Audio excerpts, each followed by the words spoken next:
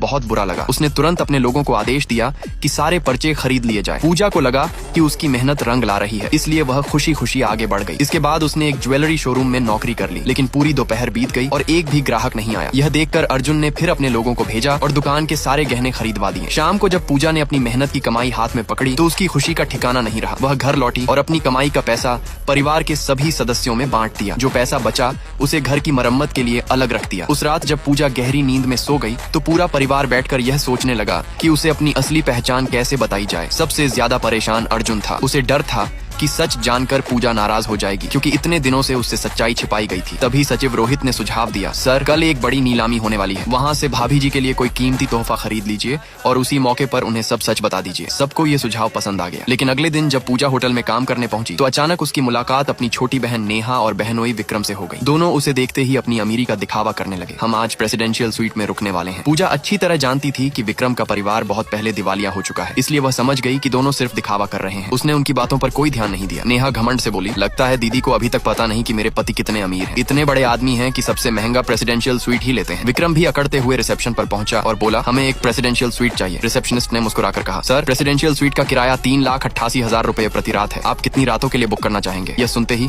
विक्रम के होश उड़ गए। वह घबरा कर बोला, क्या प्रेसिडेंशियल स्वीट? तुम पागल हो गई हो क्या? नेहा तुरंत नाराज हो गई। क्या हुआ? हम हनीमून पर भी नहीं जा पाए थे, एक स्वीट में रुकने में क्या परेशानी है? बेचारा विक्रम धीरे से बोला, मैं तो बगल वाले होटल में सिर्फ एक साधारण कमरा बुक करके आया हूँ। उसी समय होटल में अचानक हलचल मच गई। एक कर्मचारी भागता हुआ आया और बोला, जल्दी आइए, हैचेंग के युवराज आ गए हैं। सभी लोग हैरान रह गए। क्या वही मशहूर हैचेंग के युवराज? हाँ, वही जो पूरे शहर की अर्थव्यवस्था पर असर रखते हैं। अगर उनसे पहचान बन जाए तो हमारी किस्मत बदल सकती है। 3 पार्ट के लिए लाइक, सब्सक्राइब और फॉलो